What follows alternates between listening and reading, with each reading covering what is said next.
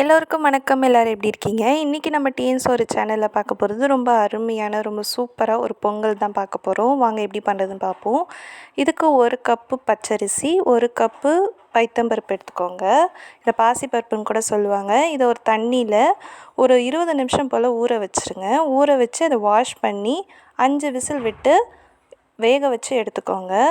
இப்போ தேவையான அளவு உப்பு சேர்த்து வெந்நீர் கலந்து அதை நல்லா கிண்டிக்கோங்க. உங்களுக்கு கிண்டும் போதே தெரியும். ரொம்ப ஹார்டாக இருந்ததுன்னா நீங்கள் தண்ணி இன்னும் கொஞ்சம் ஆட் பண்ணி கிண்டிக்கலாம். இப்போ ஒரு கடாயில் 25 கிராம் எண்ணெய் விட்டு 2 டீஸ்பூன் நெய் போட்டு சூடாகட்டும். இப்போ பொங்கலில் ஒரு கைப்பிடி கருவேப்பிலை போட்டு பெருங்காயம் ஆட் பண்ணிக்கோங்க. 2 டீஸ்பூன் மிளகு ஆட் பண்ணிக்கோங்க. நம்ம மிளகு முழுசாக போட்டால் எல்லோரும் சாப்பிடாம எடுத்து வச்சுருவாங்க. ஸோ மிளகு பொடியாக போட்டுக்கோங்க. இப்போ இந்த நெய்யில் 2 டீஸ்பூன் ஜீரகம் போட்டு அதை தாளித்து அந்த பொங்கல்லே எடுத்து கொட்டிடுங்க. அதை நல்லா மிக்ஸ் பண்ணி விடுங்க. இப்போ நெய்யும் எண்ணெயுமா அப்படியே மிதந்துருக்கும்.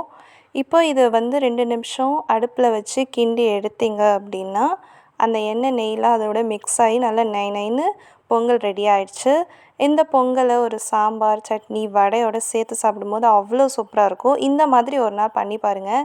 யார் வீட்டு விசேஷம்னாலும் உங்களை தான் பொங்கல் செய்ய சொல்லுவாங்க. இந்த வீடியோ உங்களுக்கு பிடிச்சிருந்தா like, share, comment and two subscribe. நன்றி. பாய்.